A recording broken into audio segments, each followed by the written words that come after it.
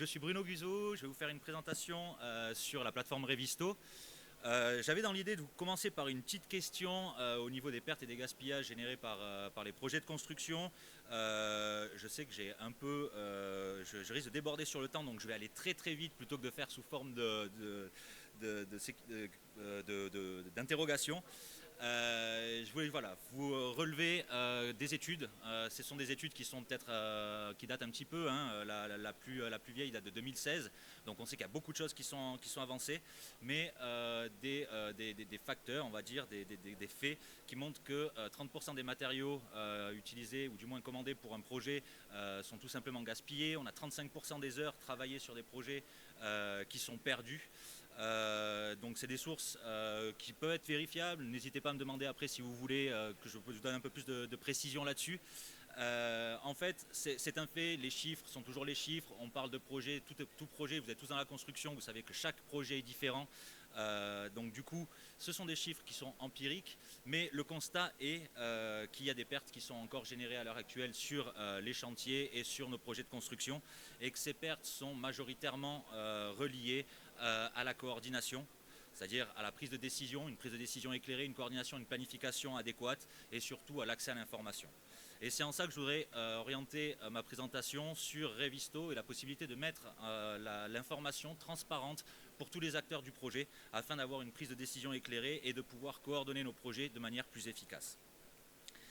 Au niveau de Revisto, un bref descriptif de notre société. Donc, nous sommes une société suisse basée à Lausanne. L'idée un peu folle de notre fondateur, il y a quelques années de ça, 2008-2010, a été d'intégrer un moteur de rendu de jeux vidéo à l'intérieur d'une plateforme pour la construction. Donc c'était un pari qui était un peu fou. Et puis on a été en évoluant d'année en année pour finalement arriver à Revisto et la version qu'on a actuellement, où on va beaucoup plus loin que de la simple visualisation. On est vraiment un outil complet au niveau de la coordination et de la gestion des projets de construction.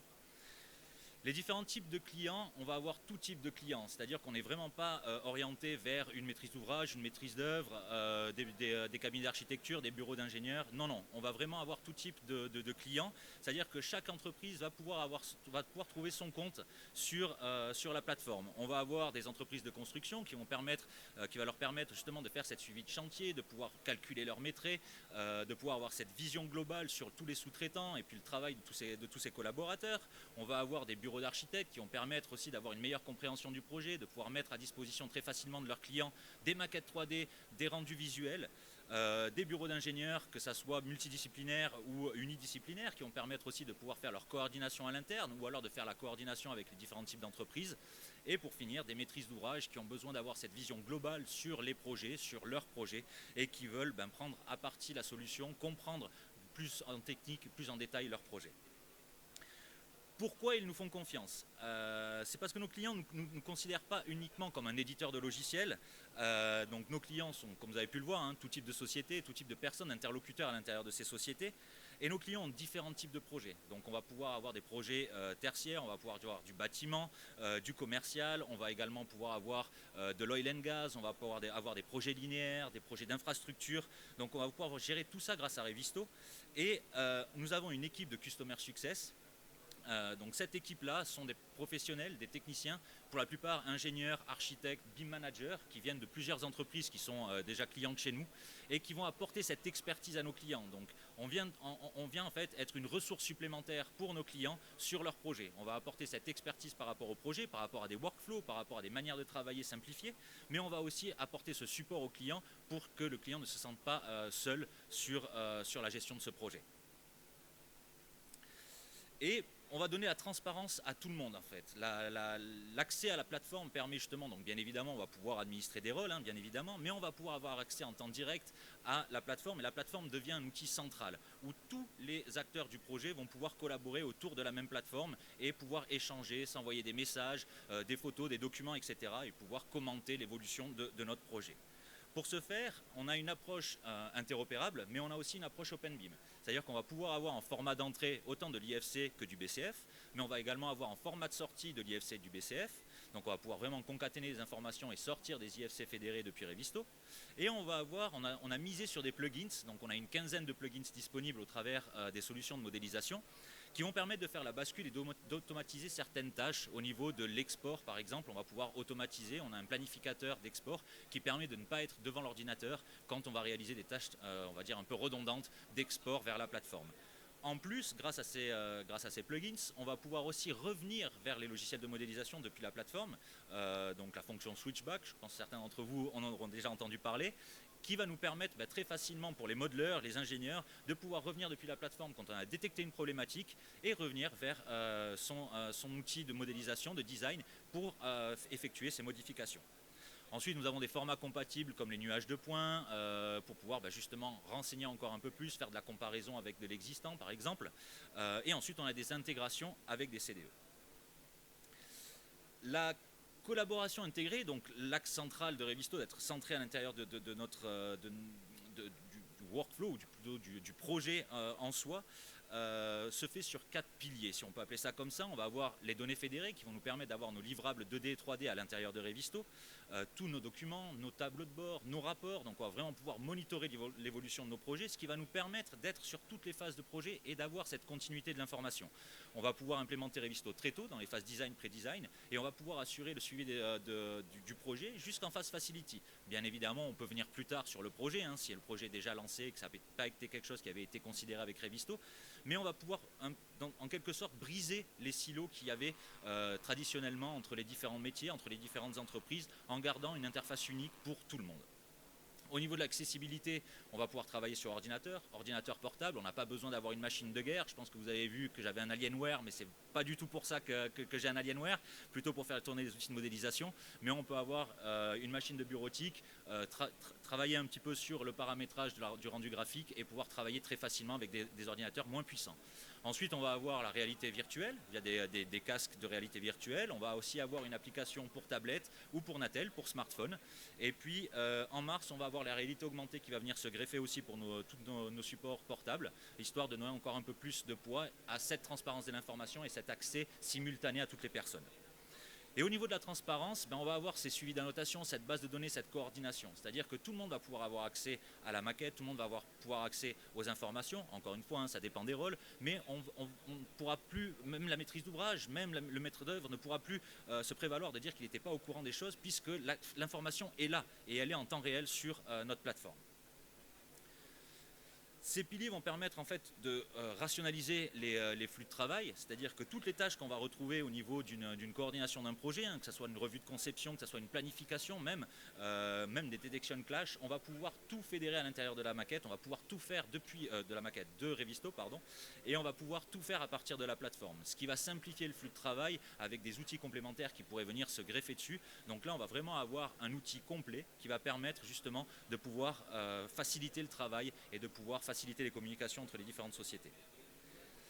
De ce fait, la coordination est automatisée depuis les premiers imports vers la plateforme jusqu'aux détections de conflits, jusqu'aux revues de projets. On va pouvoir avoir ce flux totalement automatisé qui va nous permettre un peu en boucle comme ça de résoudre les conflits, de faire évoluer notre projet jusqu'à avoir avec une maquette le plus libre de conflits possible. C'est toujours un peu le plus compliqué, mais on va pouvoir suivre tout ceci au travers de la plateforme. Et puis au niveau de notre plateforme, en fait, comme vous pouvez le voir sur le schéma, on se sépare, ou du moins on se distingue des CDE, des Common Data Environment, de tout ce qui est GED, avec cet aspect contractuel. Et puis en fait, on vient rajouter une couche entre les outils de modélisation et puis cet aspect contractuel au niveau des GED. Donc pour l'instant, c'est quelque chose qu'on ne fait pas. On a des intégrations avec différentes GED, comme vous pouvez voir, avec Procore, avec la suite Autodesk, avec SharePoint, avec Box, avec Asite. Donc on a énormément d'interconnexions possibles. Mais en fait, l'idée, c'est de rajouter un peu cette couche de coordination et de communication où en fait, on est un peu en séparé en fait, au niveau du projet, sur la 3D, sur le 2D. Les échanges d'informations qu'on a besoin d'avoir par rapport à un aspect contractuel où vraiment on va venir déposer les livrables, puisque c'est sur ça ou sur ces livrables qu'on sera payé, la coordination est un peu excentrée par rapport à ça. Et donc, on vient rajouter cette interface pour que les personnes qui ne soient pas forcément sur cet aspect contractuel, on peut penser à certains modeleurs, on peut penser à certains chefs de projet, etc., puissent également avoir accès à l'information et puissent collaborer en temps réel. Donc c'est en ça qu'on a inventé entre guillemets le SDE, le Shared Data Environment, pour justement fluidifier ce trafic d'informations entre les différents intervenants. Au niveau du fonctionnement, la plateforme, nous on travaille avec le cloud, donc on va stocker nos données sur le cloud, on travaille donc avec Amazon Web Services pour le stockage de nos données. Nous avons plusieurs serveurs au travers du monde, nous allons avoir un serveur aussi en juin qui sera d'ici juin, donc je pense même avant, ici en Suisse, pour avoir un peu la souveraineté de la donnée ici nationale. Et puis ensuite, on peut également, en fonction de certains projets, si des aspects sécuritaires le demandent, on peut aussi travailler sur serveurs fixes, donc serveurs propres aux entreprises. La coordination, c'est-à-dire que la communication qui se fera autour des annotations, incidences, BCF se fera via le cloud, mais les maquettes, les plans, etc. ne seront pas partagés sur le cloud. Donc c'est une possibilité. Et puis on va donc faire l'interface entre toute la partie modélisation, design, etc. et puis la partie réelle du projet concaténée tout ensemble sur la plateforme. Au niveau des forces de Revisto, c'est une liste qui est assez sommaire. On va avoir le concept de plateforme intégrée, plateforme unique, donc intégrée puisqu'on va avoir ces intégrations avec les différents outils qui vont nous permettre justement de ce workflow simplifié. On va avoir une interface commune pour tout le monde. On va pouvoir faire notre gestion d'incidence en temps réel. On va recevoir des notifications. On va pouvoir générer des rapports, des tableaux de bord, histoire de monitorer tout ceci.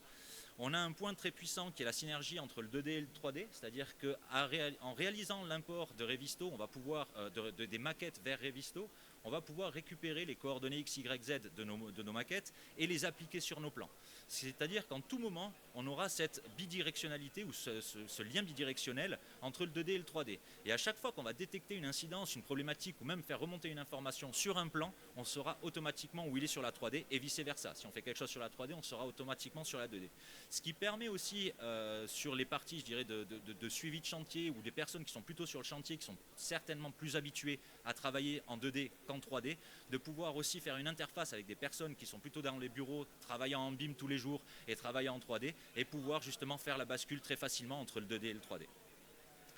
Quand on parle depuis n'importe où, c'est que les différents types de supports qu'on va avoir, mais on va aussi avoir la possibilité de travailler en hors ligne, on n'est pas besoin d'être connecté, ce qui est aussi un grand atout quand on va être sur les chantiers où on n'a pas forcément de réseau. Donc on va pouvoir venir travailler en hors ligne, renseigner, rajouter des incidences, créer du nouveau BCF, rajouter des photos, des documents, etc. Et puis on resynchronisera tout le projet ou toutes les nouveautés, toutes les modifications qu'on a fait une fois qu'on récupérera une connexion. On a un outil de clash detection qui est intégré, qui est assez poussé. On a 9 types de clash différents. Donc on va vraiment assez loin dans le réglage et même dans le paramétrage des règles de détection automatisée. Donc on va avoir la détection manuelle, visuelle, qu'on va faire tout simplement nous-mêmes en regardant nos plans, en regardant nos maquettes. Mais on va pouvoir aussi venir faire de la clash detection dans un outil totalement intégré et une interface commune. Donc il n'y a pas besoin de ressortir de là. C'est quelque chose, vous verrez, qui est assez intuitif. Et l'implémentation est rapide. Donc c'est une solution qui est relativement, je me passez le terme, mais out of the box. C'est-à-dire qu'on peut très rapidement travailler avec Revisto. Généralement, avec une paire d'heures de formation, le super administrateur est déjà à même de créer son projet, de pouvoir commencer à importer des maquettes et des plans. Et puis ensuite, on vient s'adapter à nos clients. Donc pour faire un lien par rapport à tout à l'heure et notre équipe de Customer Success Manager, quand un prospect se convertit en client, on assigne automatiquement un Customer Success Manager qui sera la garantie du succès de l'implémentation. Donc il viendra pour former les gens, mais aussi pour apporter son support et son conseil au niveau des workflows et des meilleures méthodes de travail à l'intérieur de Revisto. L'année dernière, j'avais présenté lors de la BIMD Geneva, j'avais fait des cas d'usage récupérables depuis Revisto en fonction des phasages SIA. Donc je l'ai repris un petit peu en étoffant quelques-uns des cas. C'est une liste qui n'est pas exhaustive bien évidemment, mais cette année j'ai rajouté une petite nouveauté. Je me suis focalisé aussi sur les différents acteurs de chacun des projets en fait. Donc au niveau de la maîtrise d'ouvrage, les challenges qui vont être rencontrés par les maîtrises d'ouvrage au niveau des respects des délais, au niveau de la qualité de la construction, le respect réglementaire, les oblige à avoir une vision ne serait-ce que d'ensemble du projet. Et ça, Revisto va permettre justement, avec une simplicité d'utilisation sans équivoque, on est vraiment une interface très très facile à utiliser, d'avoir un suivi de projet en temps réel et du coup d'avoir une amélioration de la communication avec les différents intervenants. Ce qui va permettre une réduction des coûts et une réduction des risques, avec une maîtrise de l'information, puisque la maîtrise d'ouvrage pourra savoir dès le début du projet quelle est la qualité de l'information qu'il y a à l'intérieur de Revisto et pourra maîtriser cette information même en fin de projet en exportant un IFC par exemple fédéré depuis Revisto pour pouvoir l'utiliser sur ses phases de facility avec des connectivités avec des GMAO par exemple. Au niveau des architectes, le challenge est un peu différent. C'est vrai qu'au niveau du BIM, de la 3D et de tout ce monde, l'appréhension au niveau de la formation, de la qualification, l'implémentation, l'adoption, arriver à convaincre ses clients aussi de venir faire part est un peu compliqué. On est encore une fois sur cette facilité d'utilisation grâce à Revisto qui convainc énormément, mais on va pouvoir aussi avoir des outils de visualisation immersive, des casques de réalité virtuelle, on va pouvoir même avoir des caves de réalité virtuelle, on va pouvoir vraiment être en immersion totale et une meilleure compréhension au final pour le client du projet et de l'idée créatrice de l'architecte. Du coup, l'implémentation est facilitée et puis on arrive à avoir un design évolutif, c'est-à-dire qu'on va pouvoir vraiment travailler conjointement avec les différents acteurs, avec les différents ingénieurs ou avec les différents bureaux d'études, même la maîtrise d'ouvrage, voire même la maîtrise d'œuvre si on intègre selon la phase à quel moment est intégré. Et on va pouvoir faire remonter ces informations et donc faire évoluer notre design au fur et à mesure de l'avancée du projet. Pour ce qui est du bureau d'études, on est surtout dans un travail qualitatif. Le challenge qui va être donné, c'est d'arriver à fournir un travail qui est qualitatif, avec de l'innovation, avec bien évidemment de la qualité, un respect des délais du budget. On est toujours en fait dans cette optique. Mais un des points centraux au niveau des bureaux d'ingénieurs, des cabinets d'ingénieurs qu'on a pu voir, c'est d'arriver à coordonner les disciplines. Donc c'est vrai que quand on est dans le monde du CVCE, on a vraiment besoin d'avoir cette coordination pour arriver à se positionner bien dans l'espace et arriver à détecter les possibles conflits avant d'arriver sur chantier. Donc Revisto aussi accompagne ces cas d'usage et puis souvent on a beaucoup de bureaux d'ingénieurs qui travaillent même avec Revisto à l'interne avant même de participer ou de collaborer avec des entreprises externes. Donc on a une amélioration de la qualité des projets, on va vraiment maîtriser le projet de A à Z grâce à une solution comme ça et sur des tâches qui peuvent être redondantes ou qui peuvent être répétitives, on va avoir des gains de temps et des gains de ressources. Création de bibliothèques de BCF pour justement attribuer des tâches plus facilement à des personnes, une clash detection automatisée avec même des automatisations prévues qui vont sortir encore 2024 pour lancer automatiquement des clash detection quand on va importer une nouvelle maquette par exemple, histoire de gagner du temps encore. L'idée vraiment c'est d'automatiser sur des tâches qui consomment beaucoup de temps mais qui n'ont pas vraiment de valeur ajoutée pour des ingénieurs ou ce genre de personnes. Et puis au niveau des entreprises de construction, eux pour le coup, le délai est un paramètre très important pour eux, puisque ça risque de pénaliser même financièrement ces entreprises. Et puis la qualité des travaux, surtout la planification, pour éviter justement d'avoir ces pertes, est très intéressante pour ces entreprises d'utiliser Revisto. Donc on va pouvoir récupérer toutes les informations, ou tout du moins tout ce qui a été travaillé auparavant, grâce à Revisto, tous ces échanges qu'il y a eu à voir. Et puis on va pouvoir justement faire cette gestion problématique sur chantier grâce à un smartphone, grâce à une tablette, venir alimenter avec des photos, avec des documents supplémentaires, venir ajouter des notices de montage par exemple, et pouvoir suivre l'avancement du chantier en monitorant ces données, en colorant notre maquette par rapport par exemple avec les méthodologies BIM 4D de l'ASPlanner, où on va venir colorer certaines parties de la maquette pour diviser le travail au niveau des équipes sur le chantier. Je rajoute une petite couche au niveau des informations complémentaires. Vous pouvez voir, il y a quand même beaucoup de cas d'usage également. Il y a pas mal de choses qu'on a réussi à améliorer sur les dernières années. Donc même la comparaison des maquettes, etc. Donc il y a énormément de choses qui ont avancé dans ce sens-là. Un des points que je pourrais souligner, c'est le stockage illimité des données. Notre technologie basée sur un moteur de rendu de jeux vidéo permet de gérer des maquettes. J'ai jamais vu encore Revisto bugger parce qu'il y avait une maquette qui était trop grande ou parce qu'il y avait des données qui étaient trop grandes. J'ai des modélisations entières de villes à l'intérieur de Revisto, entières en BIM, en IFC, et on arrive très facilement à la faire bouger. Donc c'est quand même un des avantages. Et puis du coup, on a décidé de ne pas prendre à contre-courant cet avantage technologique en tenant nos clients, leur disant vous êtes soumis à un certain nombre de mégas, de gigas de données pour avoir à rentrer ces Revisto. Donc vous pouvez très bien travailler sur des projets qui font 500, 600, 700 gigas avec des nuages de points de tous les côtés, il n'y a aucun souci. Et puis pour illustrer tout ceci, j'ai l'impression que je vais un petit peu vite peut-être dans mon speech, ou peut-être pas, je ne sais pas, mais j'avais prévu de faire une petite vidéo et de vous expliquer rapidement pour vous donner un petit aperçu de à quoi ça ressemblait. Donc ici, ce que vous voyez à l'écran, c'est l'ensemble des modèles qui composent ma maquette. Donc là, il y a vraiment un petit peu, principalement du Revit, mais on va trouver différents types de modèles. On va pouvoir concaténer vraiment les différents types de documents. Et puis on va avoir 3 onglets principaux. Là on est dans la 2D, donc on va avoir notre arborescence, on va pouvoir consulter nos plans, on va déjà avoir une idée de versionning. On va même avoir un outil qui va nous permettre de faire une recherche de contenu, c'est-à-dire qu'on va même pouvoir rechercher des mots-clés à l'intérieur de nos plans, ce qui peut être intéressant. Je ne sais pas, par exemple contre le contre-incendie, les sprinklers sont très rarement renseignés sur les titres des plans. Là on va pouvoir venir les chercher à l'intérieur. On va avoir cet outil de visualisation 2D qui va nous permettre de voir ce plan 2D. De la comparaison de plans, donc là on est sur 2 étages différents, ça n'a pas vraiment de sens, mais c'était juste pour vous montrer un petit peu la logique entre le plan rouge, le plan bleu, pour voir les modifications qu'il peut y avoir entre différentes versions par exemple. Et la puissance que je faisais référence tout à l'heure de la synergie entre la 2D et la 3D. Donc là, automatiquement, voilà, en cliquant sur un simple bouton, je me suis téléporté au niveau de la 3D, le logiciel m'a réalisé une coupe, m'a intercalé automatiquement le plan 2D et j'arrive à avoir les 2 informations. Donc on va pouvoir sauter du 2D à la 3D très facilement, de la 3D à la 2D, revenir à nos points et pouvoir communiquer sur ces aspects. Ce qui peut être intéressant pour certaines personnes d'avoir l'ensemble des 2. Au niveau de la navigation, ça va être très simple. On va pouvoir naviguer bien évidemment avec une souris, avec le clavier, mais on va pouvoir aussi, si les pièces par exemple sont renseignées, se téléporter d'une pièce à une autre. Et l'ensemble de notre maquette va être interactive. Donc, c'est-à-dire que autant dans les différentes fenêtres qu'on va ouvrir, on va pouvoir venir filtrer, chercher des mots-clés, mais on va pouvoir également venir le faire directement à l'intérieur de la maquette. Donc là, je vous montre l'outil de mesure. Donc on va avoir différents types d'outils de mesure, mesure d'angle, mesure minimale entre 2 objets. On va avoir des mesures de hauteur également. Et puis là, c'est l'interactivité avec cette maquette. Donc là, je suis venu contrôler et demander à la maquette de m'afficher les propriétés de mes objets, de cet objet en particulier.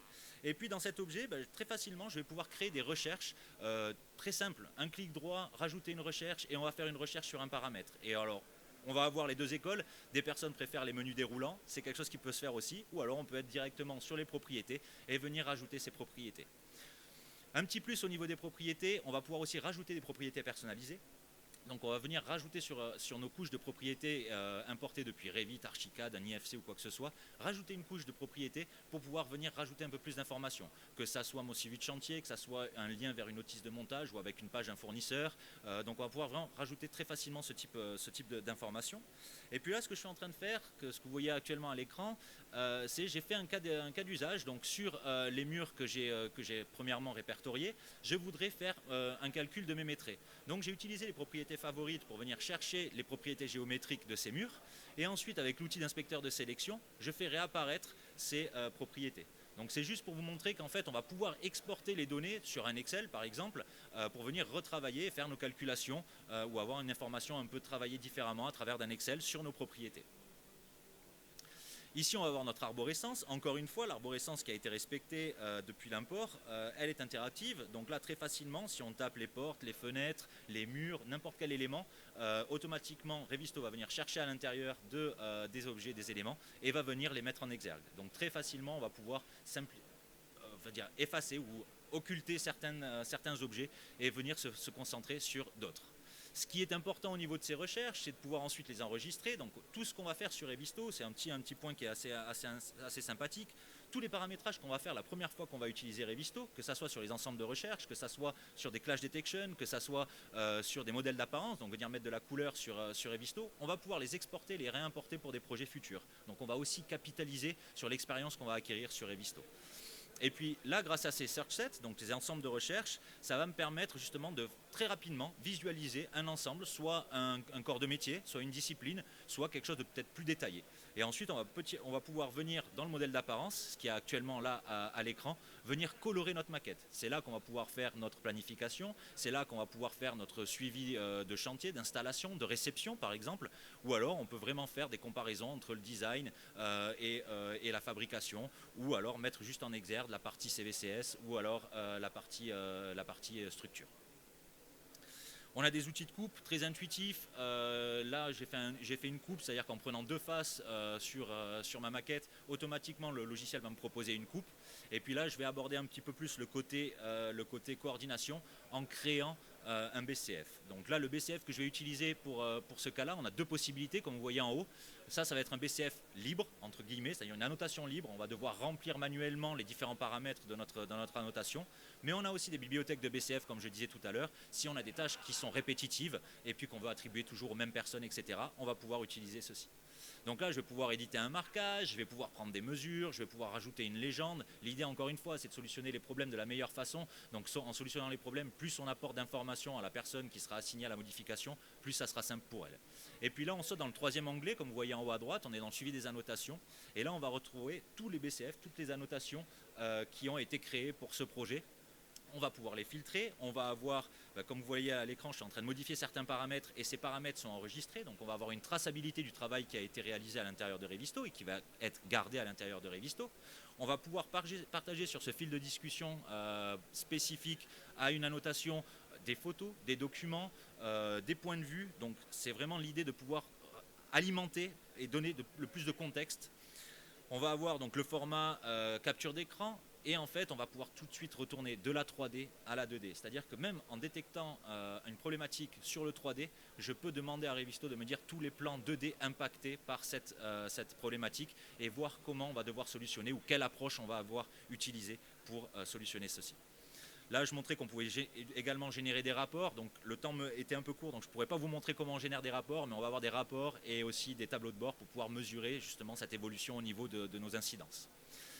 Et là, c'est le dernier point que je vous montre, c'est au niveau des détections de conflits automatisés, les différents types de détection de conflits. On va avoir donc le hard clash, vraiment collision entre deux, très brièvement. Là, les doublons, on va aussi avoir, qui n'est pas vraiment une clash detection, mais vraiment quand un objet est noyé, perdu dans un autre objet.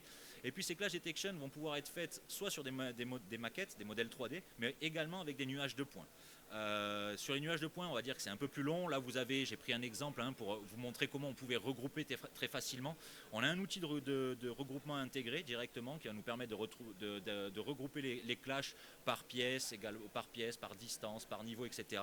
On va pouvoir apposer des filtres, bien évidemment, comme vous voyez en haut, en dessous, au niveau des filtres. Mais on va pouvoir aussi regrouper des clashs manuellement, simplement en les sectionnant et en un clic droit et en lui demandant de regrouper certains clashs. Et puis ensuite, on va pouvoir changer le statut de réviser et changer le statut de ces clashs pour avérer vraiment si c'est un vrai clash ou pas. Et ensuite, on passera à notre suivi d'annotation justement pour continuer là-dessus et résoudre ces clashs. Les derniers petits points, ça va être la roadmap 2023-2024. Donc la 5.13 a été lancée en novembre 2023. Ça a été les dernières améliorations. Et puis mi-mars 2024, on va avoir une grosse release qui sera mise à disposition où dedans on va avancer beaucoup sur le chantier, on va dire, ou même sur la compréhension du chantier avec la réalité augmentée pour tous nos supports portables et la création de codes QR justement pour venir se repérer dans l'espace. Donc ça c'est quelque chose qui a été très plébiscité par nos clients et qui nous ont demandé de pouvoir mettre en avant. Ensuite on va bien évidemment avoir certaines améliorations, donc ça c'est quelque chose qui viendra autant sur l'interface, sur l'accessibilité et puis sur la detection clash. Et puis ensuite sur les futurs développements, généralement on sort 3 releases majeures par année. Donc là on a la 5.14 qui va sortir en mars. Fin août, début septembre, on aura la 15 et puis en novembre encore, on aura la 16 certainement qui sortira. Donc vous voyez, la roadmap est assez chargée. Ce que je ne vous ai pas dit, dans l'ensemble des collaborateurs qui forment partie de Revisto, on a une 60aine de développeurs, donc c'est vraiment du développement interne. Et puis le développement se fait sur la base de nos clients, c'est-à-dire que les Customer Success Managers qui sont en contact avec nos clients font remonter les demandes de nos clients pour justement améliorer l'outil. Ce n'est pas nous qui décidons d'aller dans une direction et qui n'écoutons pas. Au contraire, on fait remonter cette information.